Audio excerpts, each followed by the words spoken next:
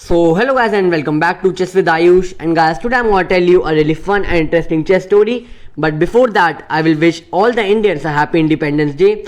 It's the 75th Independence Day of India and it's a big day for us. So I hope that all of you will enjoy the Independence Day at your home and stay inside and stay safe. So let's begin. This was the game between James Franklin Campbell with the white pieces and Alan Enrich with black pieces. Both of them are 2000 rated, pretty strong players, and this was a game in the 1990s. This is not a modern game and not that old game also, but it's a medium game. So this was also not a normal game because this was played on the board but with correspondence. That means that they were not sitting together. They were playing on the board but still they were from a large distance from each other and they were playing with correspondence. That means that they had a postal messaging system through which they write their moves on the postcard and send it to each other. This way it took a lot of time and money to play these games, and they had a lot of dedication, and that's why it even took sometime months and years to finish a game.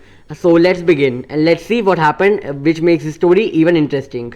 So as I told you, James Franklin Campbell, 2000 rated, was playing with the white pieces. He opened the game with 1 d4. In the next game, Alan Enrich played the move pawn to g6. But wait, there was a turn in the story.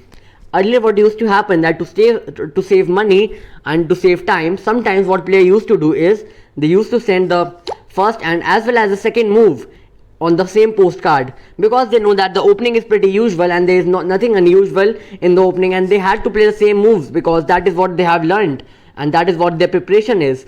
So in this case, Alan Enrich, who was playing with the black pieces, sent two moves. So what he wrote on the piece of paper was that 1 g6 and second move any.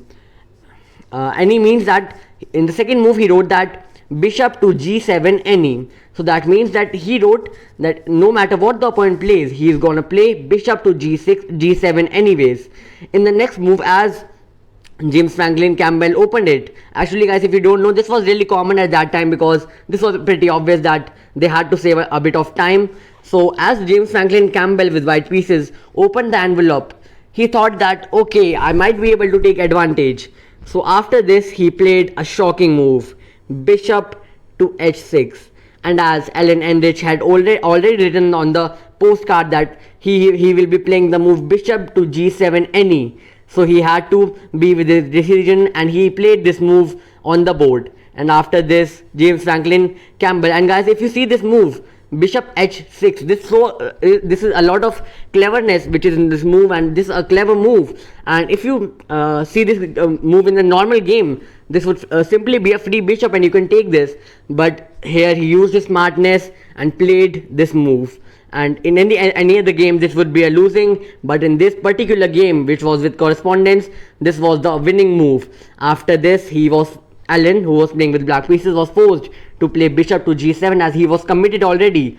After this, James Franklin Campbell took this, and this was the shortest game of the chess history, guys.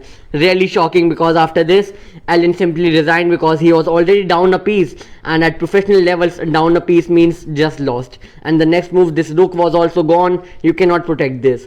So guys, this was a really funny tale, and guys, by the way, this gives us a moral story also, that we should never commit already and we should never be overconfident.